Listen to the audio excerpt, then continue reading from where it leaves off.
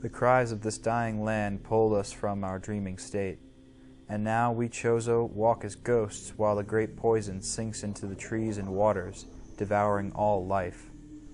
Some creatures survive, but their forms grow as twisted and evil as the force that fell from the sky. The heart of the planet will succumb soon, and so will we, even in our ghostly states. Already many Chozo have faded and passed into the unknown. The great poison is unlike anything we have glimpsed in this or any dimension. It eats relentlessly, worming out life wherever it blooms and corrupting what it cannot kill. It will be our undoing. Our last hope lies in the cradle, the temple we hope might contain this abomination. It is almost complete, hovering over the impact site, the dark heart of the spreading evil.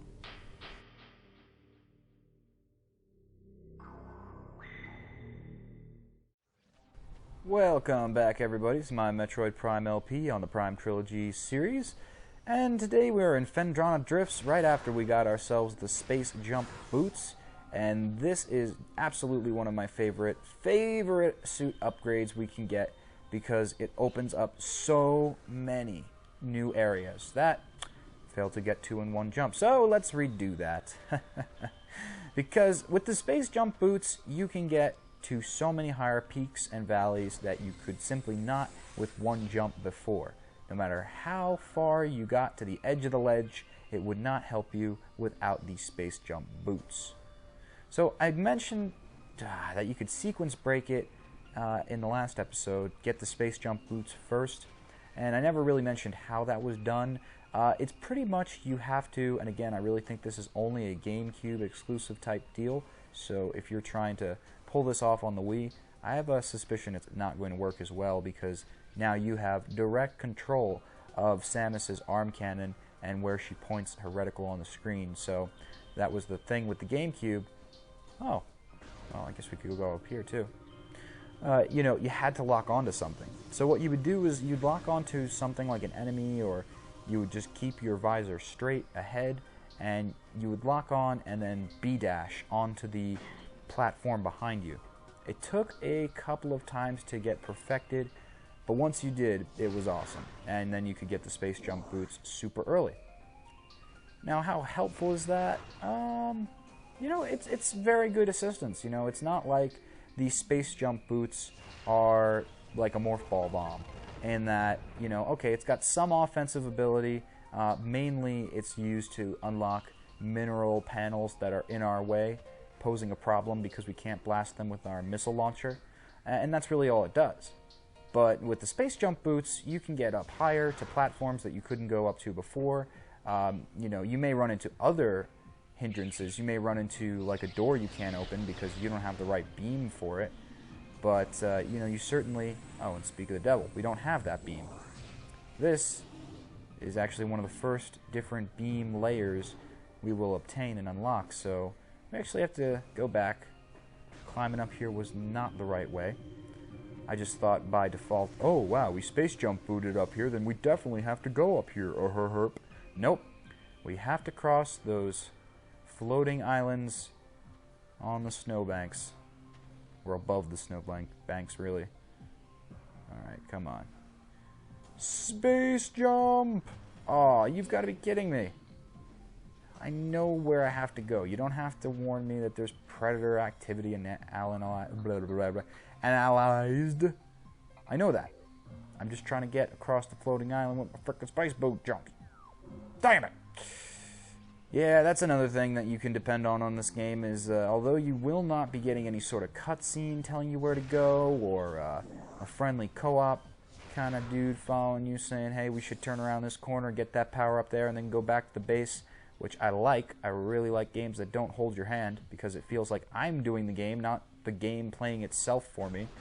I mean, I've seen that a lot recently. There's sort of a trend in gaming where, I guess because of people's lack of attention spans, the developers are like, well, if we don't tell the gamer where to get going to, they're just not going to play our game. and that's awful. Like, the main idea with making a game is that it's going to stand the test of time, ideally, because it's such a compelling story or has amazing gameplay mechanics. You know, something like Unreal Tournament, it doesn't really have that much of a story. You could make up your own fanfic and it would just be fine, and probably even better than what they've come up with. But it's still a cool concept. But the gameplay on that is so tight and so compelling and so awesome with multiplayers. It's great. Yeah, I know, you're pissed off. You gotta shout at me, but nothing you could do to defend your backside when your icy glass casing has been shattered. Maybe you want to consider a titanium backside shell for the next time we run into each other. Just a suggestion. Not like I'm trying to help my enemies or anything. But, you know, if you can make a game that does that, if you can make a game that either it stays with people because it's just such an incredible single-player experience like Metroid Prime is here. You know, Prime 2, which we will be playing through this trilogy, that will be the next game that we come across after we defeat Prime 1 here, obviously. That had some multiplayer in it, but sadly it was not executed as it should. Now that's a little harsh to say. What I really mean is that I was personally disappointed when the Metroid Prime 2 trilogy version came out and there was no such online play. Now, okay, I really, as a gamer who, you know, just like the rest of us, we have endless wants and desires, but we have no possible means of getting those desires for ourselves because, you know, we're lazy. We like to sit on the couch and we don't like to do too much research. So if we don't have to learn programming to make a game, we're just going to bitch endlessly until some other developer comes along and does it for us. It's just the way we work, you know. It's nothing to be ashamed of. I mean, review sites do it too for movies. I don't know how successful they are. I mean, I think it's probably easier to make a movie than it is a game because you're directing humans that you could tell to, hey, do this, say that line. Game code, you need to actually know some math and shit, and I don't really want to at all. So I can't complain too much, but I was bummed, definitely, that there was no Prime 2 multiplayer. And I mean, it's something I should have expected. You know, why would there be Prime 2 multiplayer when Super Smash Bros. Brawl was delayed, like, what, 3 times before it came out on the Wii? Because they were trying to edit things and, like, perfect the online, which they really didn't do. They made it horrible. Not horrible. Again, like, could you make a fucking online mode? Could you make Super Smash Bros. Brawl? No. Then shut your mouth. Because you would not even know what Smash Bros. Brawl was unless Miyamoto devised this company with all these smart people in it that want to play video games. It just wouldn't happen. So I'm very grateful that it did. But if they could make an online structure for Metroid Prime 2, I was really hoping like a Wii-based version, like a mini Wii-based version, because in Prime 2, unlike Hunters, there wasn't multiple characters you could be. You could be Samus in this power suit armor, or you could be Samus in that power suit armor.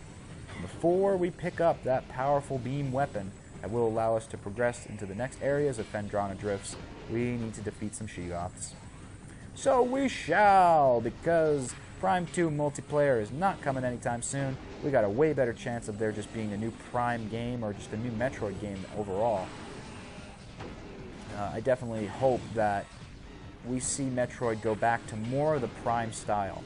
I like the gameplay of Other M, don't get me wrong, but I do not like the endless storytelling cutscenes that just completely capture you into this locked experience of this is what the story is, this is how it's going to go, and you have no options to skip it. It's just you got to sit through all this inane babble, and yeah, that's right, you're going to have to bear that Samus is not that exuberant. Yeah, that's right, you shut up, bitch. No screaming. Oh, shit! Maybe that screaming alerted its mother, because now we've got a bigger trouble than those mini Sheegoths to take on. The Gigalith Sheegoth. And it is not affected the same way as its babies are. It's got more massive attacks. It can launch more than one energy ball at a time.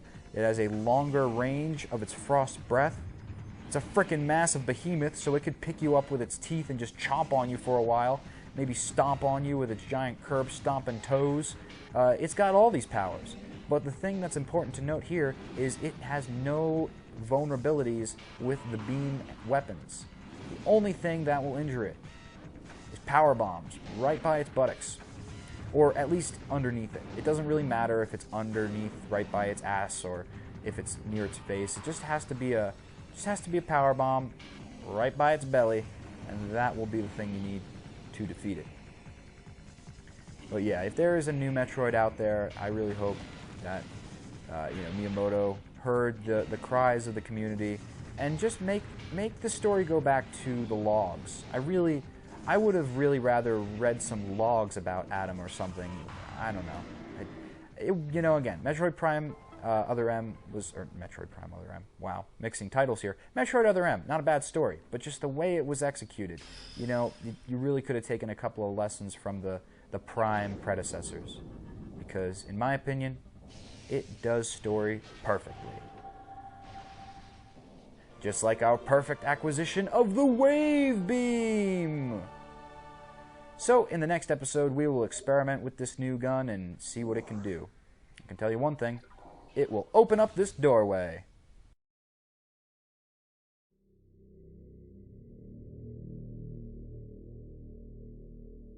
As the great poison reaches even further into the planet, we Chozo begin to feel the gnawings of despair. Before it is too late, we must now make our last stand. We've begun to build a temple to contain this darkness.